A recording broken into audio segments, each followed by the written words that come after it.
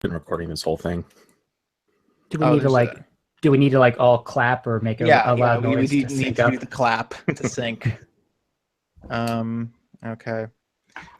And actually, all right, I'm going to start my recording. Is everyone recording then? Yes. Hold on one sec. Let me kill mine and start it again. Yeah, may as well.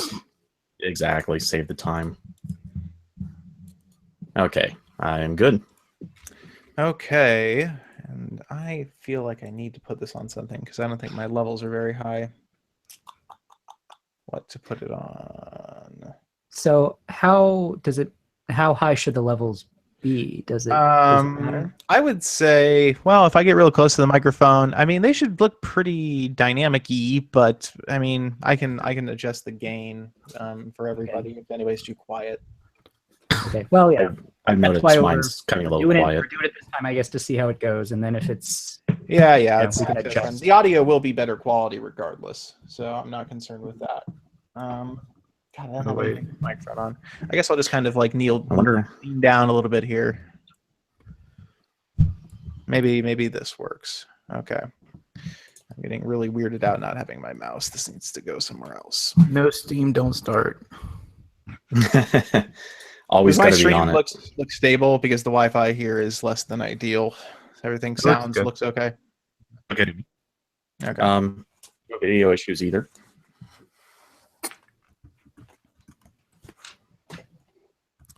All right. Care the social thing.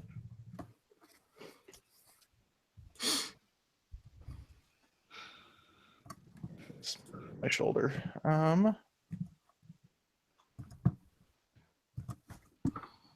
I'm literally one USB port short, and the monitor I'm using doesn't have any USB ports. Like, what kind of monitor in 2017 doesn't have USB ports on it?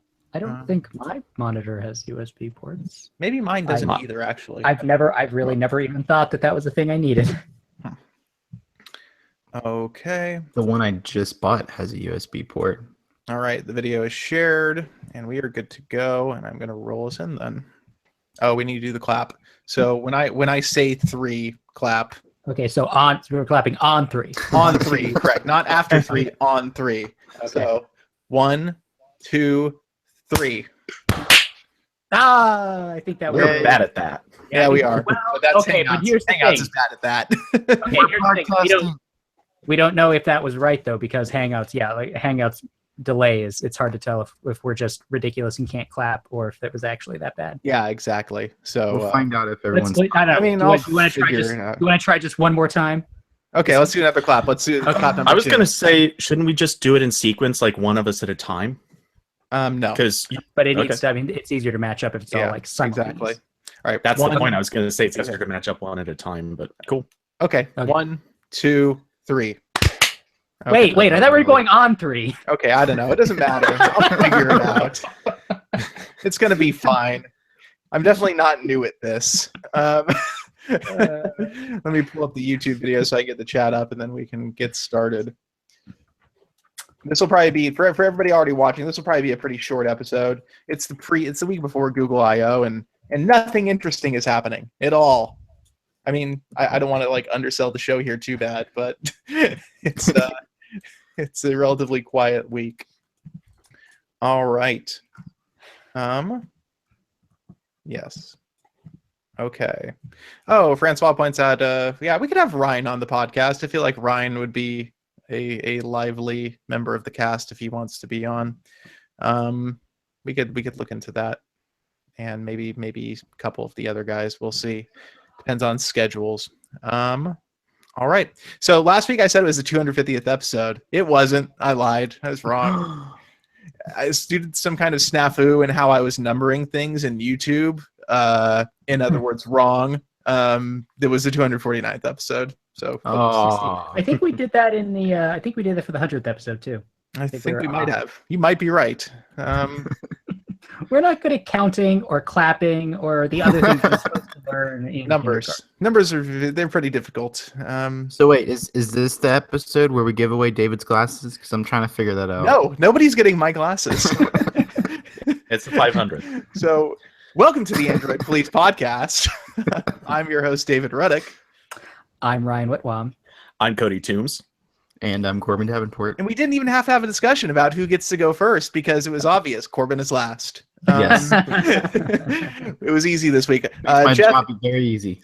yes, both Jeff and Jordan have a lot of stuff going on apparently this week. Jeff, I guess we can share this on the show. Jeff had a kid. Well, Jeff's wife had a kid. So that happened. So Jeff is currently tending to a newborn child, and Jordan is busy with school things. So it's just me, Ryan, Cody, and Corbin this time around. And as some people have discussed in the chat, yeah, maybe we can get some of the newer writers on, like Ryan Hager, who you may have seen contributing a lot on the site lately. So this week, I think we have a pretty short show in store for you because honestly, it's been pretty quiet in terms of news, probably because Google I/O is next week. Now, we can talk about that, though. We can talk about what our expectations for Google I/O are. And we can also just talk about kind of, I guess, logistics a little bit. This is going to be Android Police's most Android Police-y Google I/O ever, I think. So there will actually be 6 of us on the ground at Google I/O, 2 as registered attendees and 4 of us as members of the press. And we will be sharing a house in Mountain View together, which will be an experience, I'm sure. So it'll be Artem. Artem actually goes to Google I/O. It's the one thing Artem does go to anymore. And then it will be, I will be there. Our video producer, Zachary Anderson, will be there. Ryan will also be there. And then we'll have Sebastian and Cody will be there too. Sebastian's a developer who works on APK Mirror and AP for us. And yeah, so I don't know. Who thinks what is going to happen at Google I/O? More messenger apps. Yeah, so yeah, at least one more messaging app. That'll happen. I mean, maybe more than one. Yeah. Or but really, they will hopefully do something with Allo to make it less awful. I'm going to predict they won't give usage numbers for Allo. Oh, certainly not, because whatever they are, they're probably very disappointing. We had more than 10 users. Everyone clap. Well, let's not get too ambitious. Maybe more than 10 stickers sent. I mean, hopefully they will announce things like the web interface. That might be nice. They've teased that. Somebody's, I think, tweeted a picture of it a few months ago. But that's one of the things that really has kept me from using Allo, is that I can only use it on my phone, and one phone at a time. There are many other problems with it, but that is definitely the biggest impediment to me actually trying to adopt it. Yeah, a web interface is just so desperately needed for that app, and I think that will at least make it slightly more palatable. I'm still not going to use it, but I mean, if it worked on more devices and like actually synced your chat history, that would also be a very good thing. I mean, I probably will not use it until that happens, but I could see some people, even if it only supports one device, as long as there was, a web interface too. Well, it has backup now, right? So it should resync. Does it do that reliably? Does it do it reliably though? I don't think anyone's tested that extensively. Yeah, because that would require using Allo. Backup exists. This happened. That's about the extent of it, though. Yeah, I didn't read too much on that because it's Google Allo. I think the multi-device thing, I think they'll stick with a single endpoint device. I don't think you'll be allowed to use it on multiple phones. I think that's kind of I guess it's more secure to do it that way, but I think it's also just because that's how WhatsApp does it. I mean, it's a messaging app. It doesn't have to be that secure. I guess. Well, it depends. I'm sure there's plenty of people who will argue. I guess Snowden hates this app for that reason. But at the same time, like, my big objection is for regular people, they want to pick up their phone, use it, and then they want to switch over to a tablet and use it. That's a common use case. Granted, maybe not that common since many people don't own tablets, but let's pretend it's common. Yeah, or at least just to the laptop. I mean, being able to do the messaging on the laptop and your phone seamlessly is, that's a major sell to me. And it's something that other apps like Facebook Messenger already do perfectly well. So, yeah. But I think this comes down to, again, in the United States, Allo is just a bad idea generally. I don't think there's anything they can do to make it feel better for people who are already on Hangouts. and there are already services that make it so redundant and that do everything better than Allo does, aside from having a very cheeky personal assistant built into them, because that's something everybody wants. Allo has more stickers. It does more stickers, and its assistant tells more jokes. So yes, 2 key features. Someone in the chat did see that they wanted to see a cheaper Google Home like the Echo Dot at Google I/O. I'd be all over that. Yep. Well, what happened to Nvidia's thing, the Spot? They have not talked about it since they announced the new. This is starting to feel like this is something that's not going to happen. That was only announced like 6 weeks ago or something. No, it's not CES. No, they announced it. They announced it with the new Shield. Okay, that was like one of their things. It feels so recent. My dad's. Do you see that light? My dad's flying his drone outside my window. Your dad is trolling you. That's awesome. That's a very dad thing to do. I'd give that 9 dads out of 10. It's excellent. Oh. Hello. But I think so. Yeah, I would love Google to do something like an Echo Dot. It makes a lot of sense. Something at like $50, and maybe they could come up with some kind of cool form factor that makes it a little more discreet. I don't know. Okay, I'm gonna just say what was kind of said before. Google doesn't have to. Someone else can. That was the whole point of putting out this SDK. Like, it's now in the range of anyone that wants to. Yeah, I mean, I'd buy, something like this from any company if they made it, but it just doesn't exist yet. And I figure Google will probably be the first. The Google AIY thing that they're pushing out through, I forget the name of that magazine. Anyway, they showed a video of it, but it's not exactly quite customized for it, but it wouldn't take a lot to replace their little cheap speaker component with a bigger one, or replace various little parts. Like, it's already kind of there. Yeah, and like I was looking at the page where they were talking about running the SDK on the Raspberry Pi, and they even had a list of like, here's some USB speakers or whatever that are designed to work with this. So there's a lot of things you could do there, but like if I could just get like a $30 little circle thing to put where my Google Home can't reach, that'd be pretty cool. Yeah, it's a neat idea. I guess I guess I never thought about that. For NVIDIA Spot thing, is that's battery powered, I would assume then. Well, I think that it was supposed to plug into outlets around your house. Oh, that was it. It plugs physically into the outlet. Okay. No, you're right. Okay, I forgot about that. Yeah, I guess I would say I still think there's probably room for something Echo Dot size, and I feel like Google probably should make it though, because it probably should match the aesthetic of the home. If you already have one, it just looks similar. Doesn't seem like you could literally just like replaceable shells too. Just take the top of a Google Wi-Fi and stuff a little speaker in there, drill some holes in the top, and you're good to go. I think that would work just fine. Oh, and the other thing, the Google Home with mesh networking that was rumored. I wonder if we might see something like that at I/O. Oh, the combined device, the Google Wi-Fi plus Home. Yes. That would be interesting.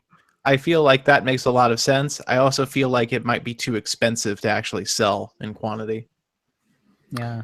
And a little soon for them to like say, hey, look, here's a new version of the Wi-Fi system you just bought, 4 months ago. 4 months, yeah. Google HomeFi. Oh, see, there you go. That sounds like a very googly name. Yeah, pretty much. With the F is lowercase, so it's all one word. The home fee.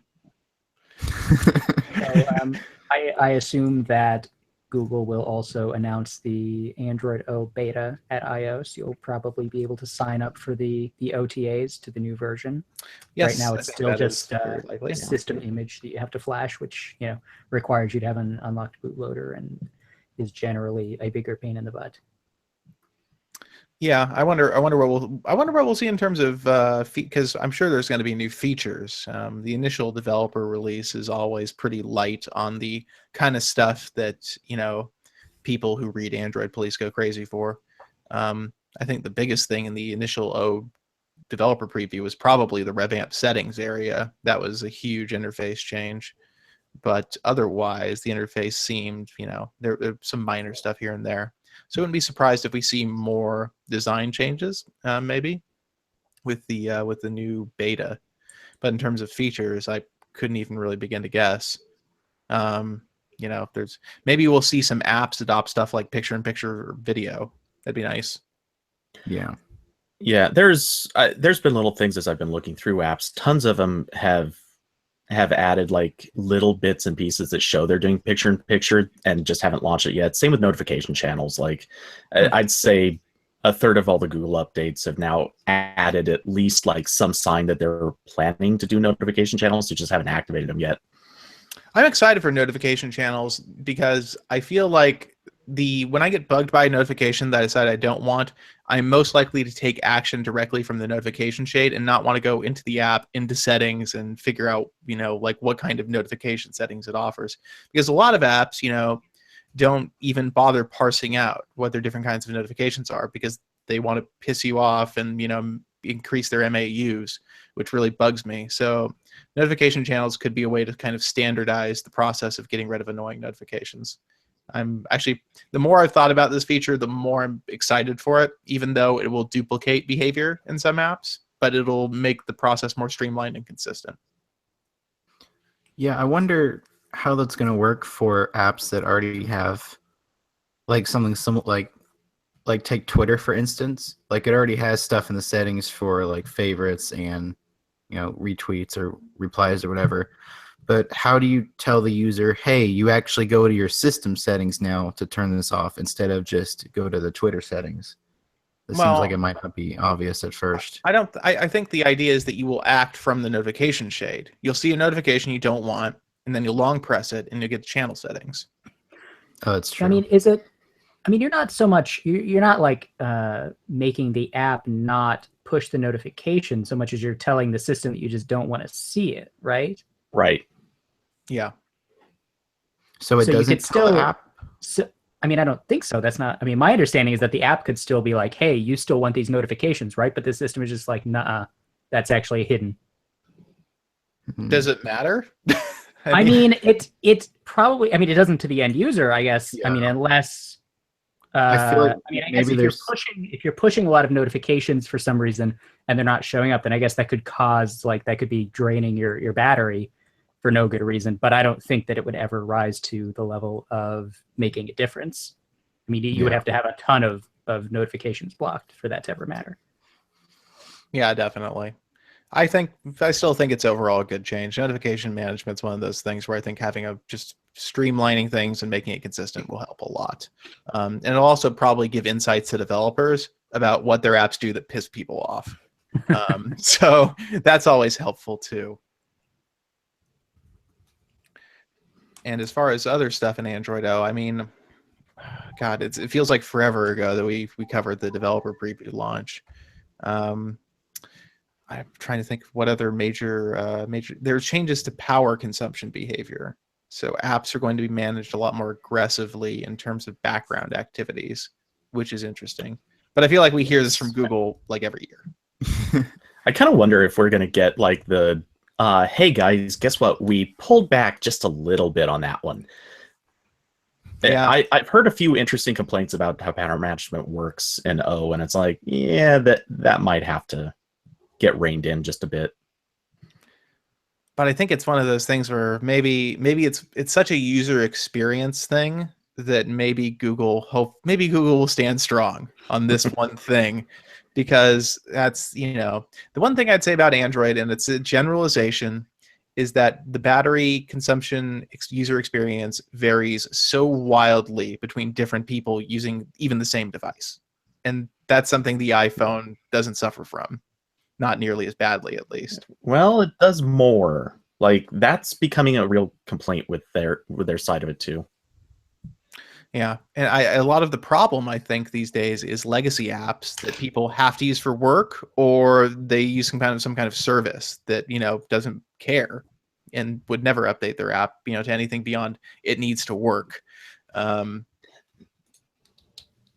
There's things like, especially in corporate environments, you have things like email applications, proprietary email apps that use something that's like built by like Norton and just constantly are hitting the device, with wakes, and they won't change that because they don't care.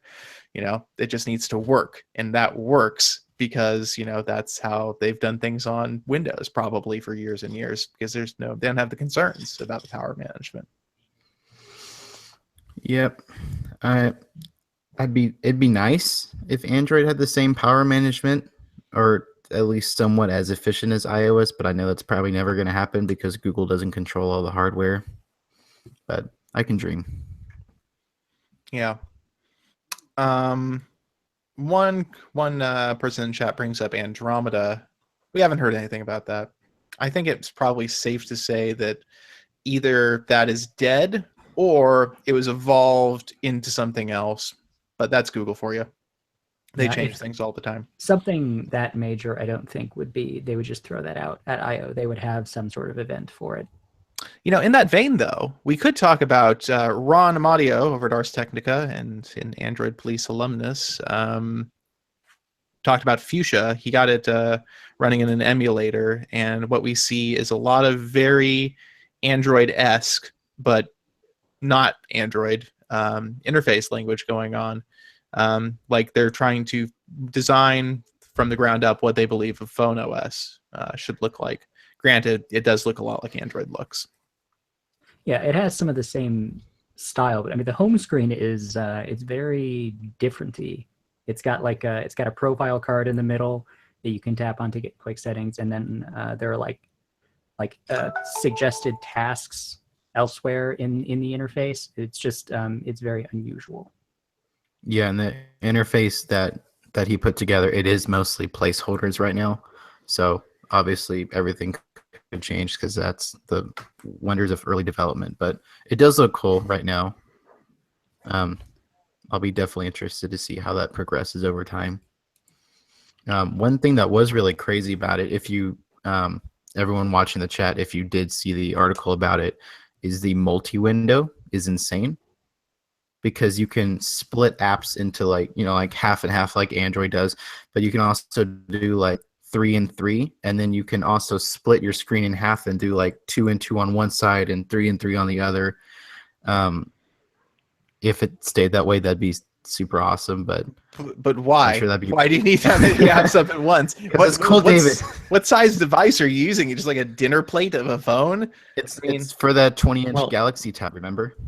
There was no practical reason why. Actually, I think it was even part of their sort of goal with it is Fuchsia could work on anything. It could become a laptop or desktop OS just as easily as it would phones. So I think they're kind of trying to start from the beginning to achieve what Windows kind of tried to do. And yeah, I mean, I think this is also probably a response to how Android has performed on tablets, which is obviously a sore spot for Google.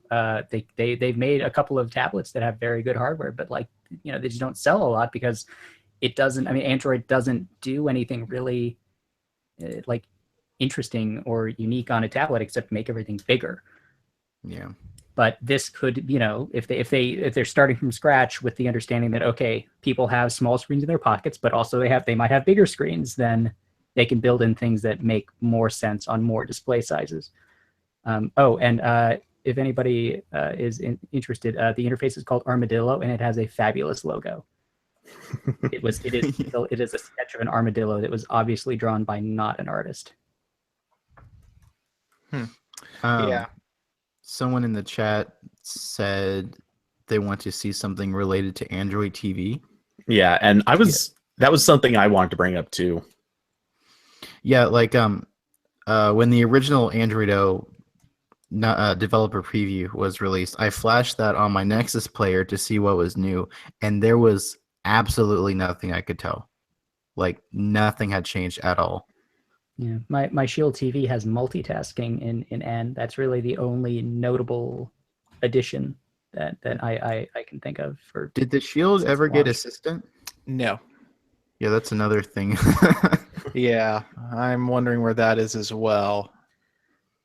I mean, I feel like Android TV doesn't need to exist if Chromecast supported remotes. Yeah, I'm kind of there with you on that at this point. Yeah. I think all of us have, or at some point or another, kind of argued they just need to make this the thing. Yeah, like really the only reason I got an Android TV was because neither my second gen Chromecast or my first gen Chromecast could get a Wi-Fi signal in my basement. So I got a Nexus player and it magically worked. So I just use it as a glorified Chromecast, really.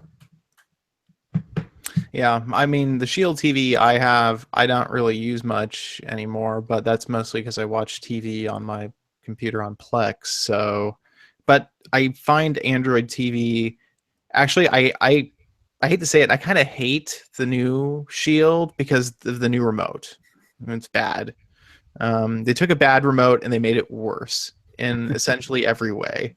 That is one device that I went from being like neutral about to actively hating.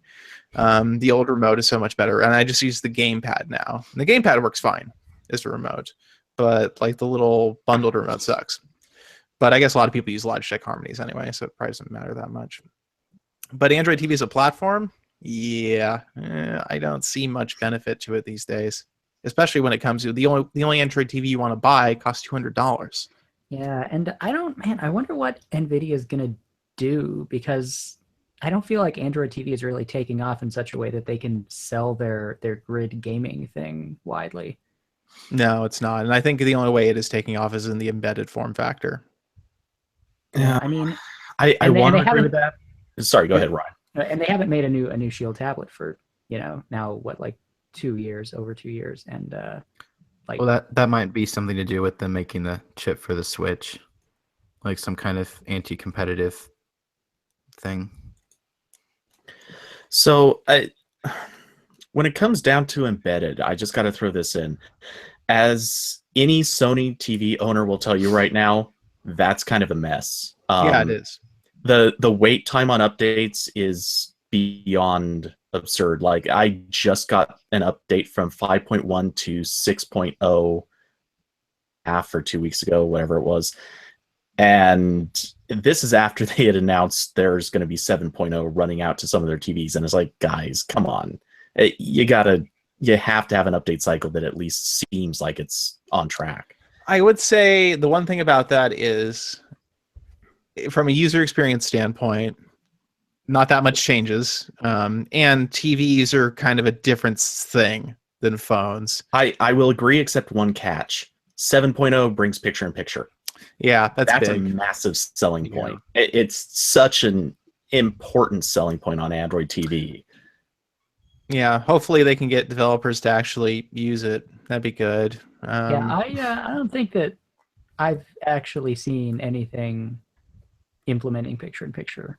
Me I know either. that there are apps that do it, but like, Yeah, it's all the other apps that no one's using right now. Not even YouTube has it, right? YouTube's app is like a dumpster fire. Yeah, YouTube, if anything, they put so much effort into so many apps, and not that one. That one is just checked out completely. Still doesn't even have a YouTube TV app either.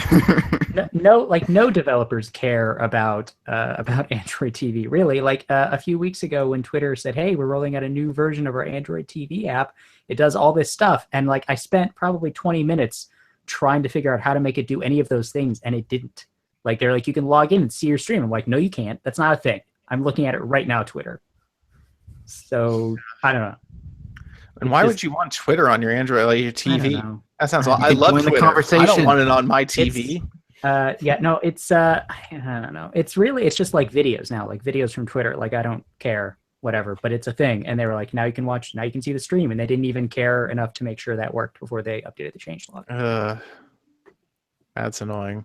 Yeah, but Twitter does that with a lot of stuff. So many features they roll out just end up being kind of half tested, not really there. I feel like Android TV is just, it's such this kind of lumbering, slow, it wants to be ambitious, and Chromecast is the thing that makes so much more sense in so many ways as the way to make smart TV as a peripheral item work in the real world. It's like somebody at Google said, hey, Chromecast worked, but how are people going to run apps on their TV? We got to find a way for people to run apps on their TVs. And then they're like, all right. And the thing is, as chipsets get faster, as power consumption gets better, as bandwidth increases, Chromecast is only going to get better at what it does. So it's not, and Android TV won't benefit nearly as much from those things. Chromecast has, plenty of headroom to grow in terms of performance. Okay, but that brings up the thing I've argued for a few times. Like, why not just make Chromecast build Chromecast with Android TV running on them? Android TV can already operate exactly like a Chromecast, minus like 2 offhand features, and you can easily run Android TV's interface on one of those. Just sell it as a Chromecast, and then sell like a remote if you want one. And that activates all the Android TV I can't even say I features. want that, though, because Android TV is like super janky sometimes.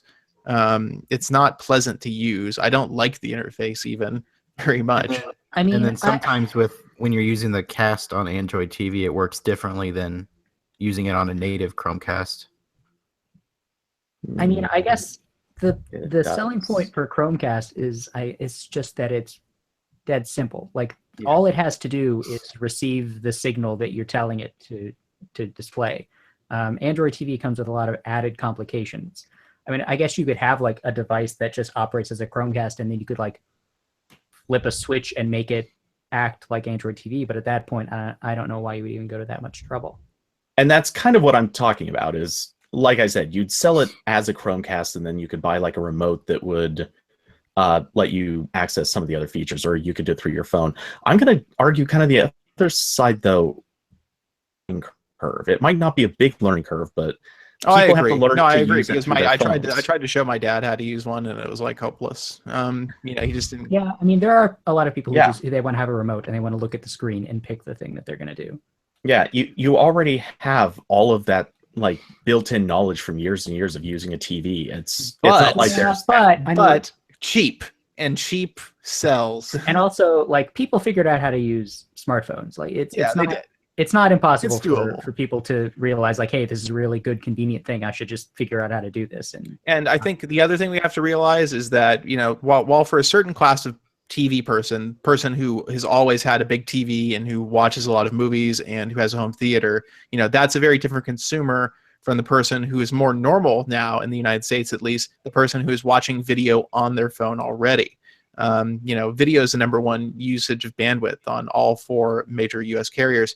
Those people are perfect for Chromecast because their primary video consumption device is a phone. And so when they get a TV, if they don't have one, or if they already have an old one or something, Chromecast makes so much more sense because it's operated via the surface that they're already using for video. And that's why I think Chromecast has been successful. That and cheap. Cheap is very important. There are people who, like, when they get home, their phone just, like, sits on a table or whatever, and they don't touch it again until they leave the house. I mean, not everybody has their phone with them all the time, but I think increasingly that is going to be the default. Yeah. And I think that's why Chromecast is just such a better sell, and there's such a better growth potential. I wonder if we'll see. I don't think we'll see anything new with Chromecast at Google I/O. Do we think there will be any hardware at Google I/O? Because we did see hardware last year. What was last year's again? Google Home. Oh, well, and also Daydream. Yes. Daydream, Google Home. Daydream's a thing. Yeah, it's the generous description. I will say this, since we're on the topic of Android TV, I kind of think it's time that they update the Nexus player in some fashion. I doubt there's going to be one. We haven't heard any rumors. That would be confirmation that they still care about Android TV, at least. Yeah, it's way overdue, though. I would like to see them do something with Android Auto, which seems to just be stagnating even more than Android TV. I agree. Yeah, it's just it hasn't really changed in ages. Like, for a while there, they were doing, like, small tweaks and everything, and now it's just a few and far between. I think the last thing of consequence they did was change the home screen so you can swipe away notifications, which, all right, that's cool, I guess, but it's still just missing so much. There's so many things that it could do that it doesn't do. Well, I think that's also. I still think with Android Auto, the big issue is Google has such a rigorous kind of set of safety guidelines they're abiding by. I think the IIHS and the NHTSA both publish them, and they're not required by law or anything, but Google abides by them, and that makes especially the interface in Android Auto very, very limiting. I think the rule is you can't have more than 3 levels of menu, like period. So, and that's another thing that just makes it really hard to make a meaningful app experience. That and the apps on Android Auto, there's just a template. That's all it can do. This is for media apps, because that's all there is. I mean, there's just not a lot of freedom. Yeah.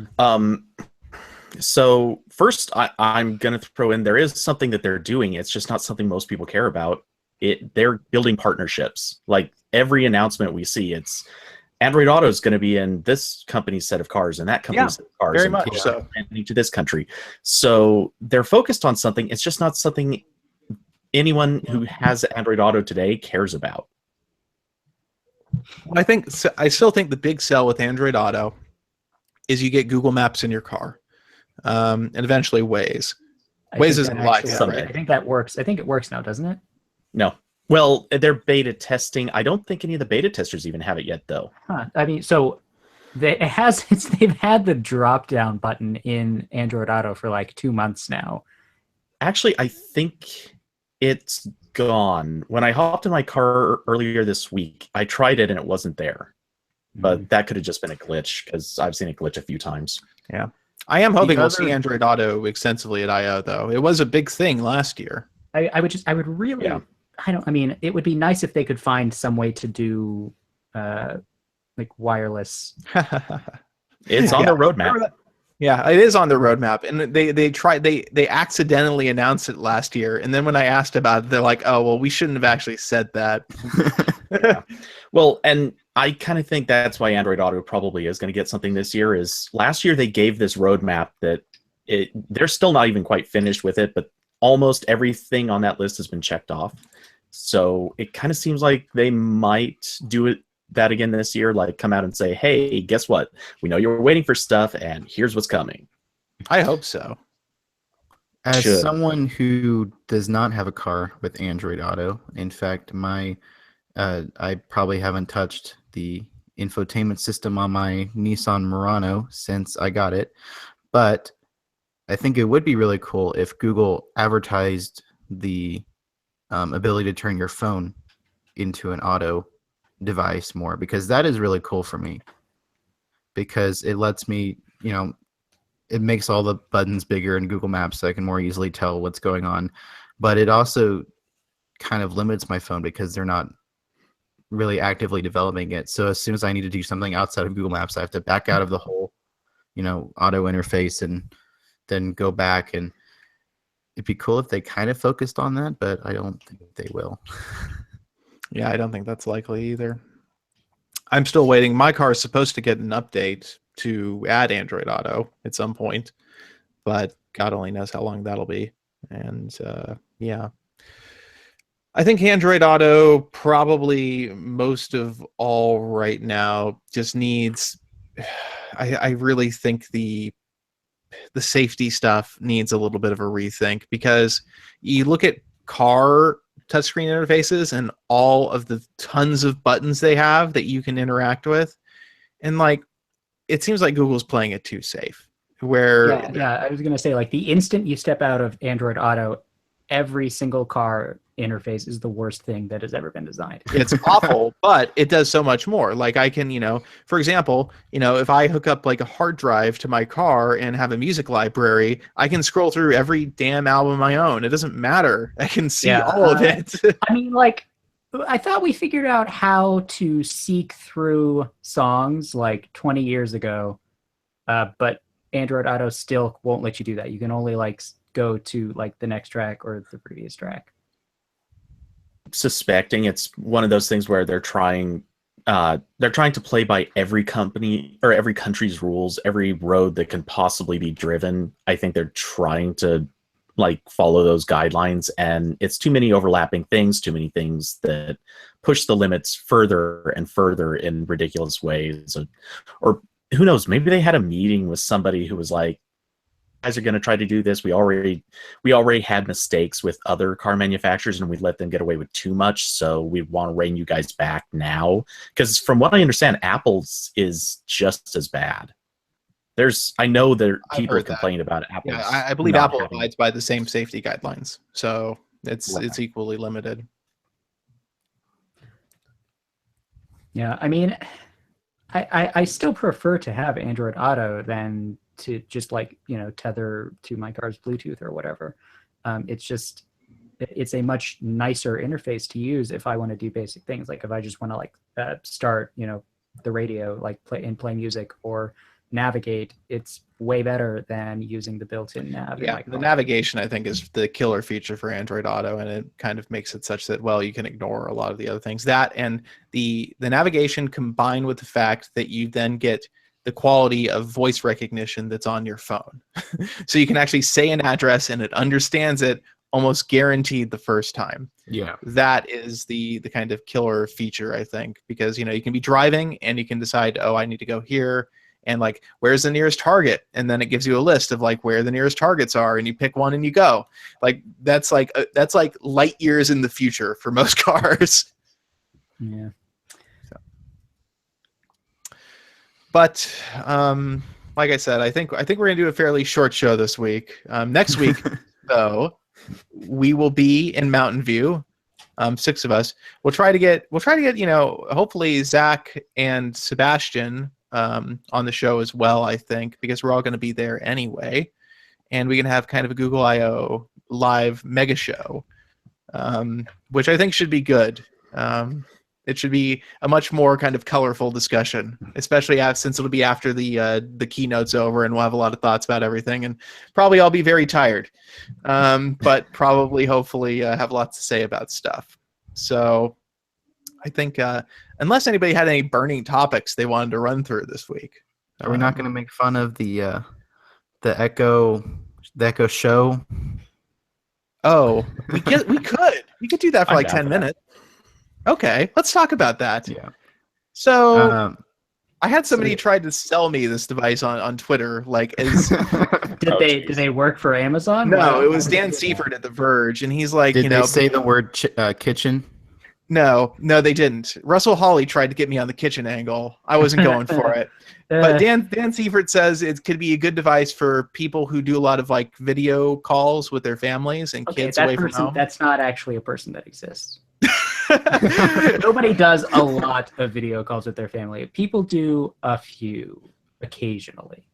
I think most of us do 0 video calls.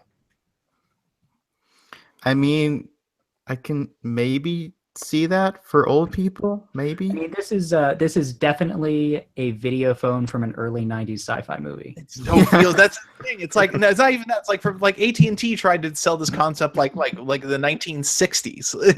It just feels exactly the same that way. I'm pretty sure that there was a commercial from the '80s that AT&T did that had like futuristic video phones, and I'm pretty sure that they look very similar. I'm going to try to find that. So the kitchen angle is one that I'm not unsympathetic to. At the same time, though, I don't think it would work well in the kitchen. I think a tablet would work better in the kitchen, because if I'm using a tool in the kitchen, unless it's strictly for voice controls, which isn't that helpful for anything but timers or unit conversions, I need it to be mobile. If it's going to display a recipe, I'm moving around.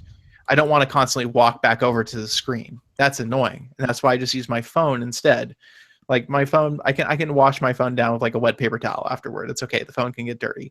Yeah, I'm not that concerned. You can just when I'm cooking, I just like set my phone on the counter, and then I shout at it from across the room. And then when I'm not in the kitchen anymore, the phone can come with me. I don't have to buy another thing to be in my kitchen.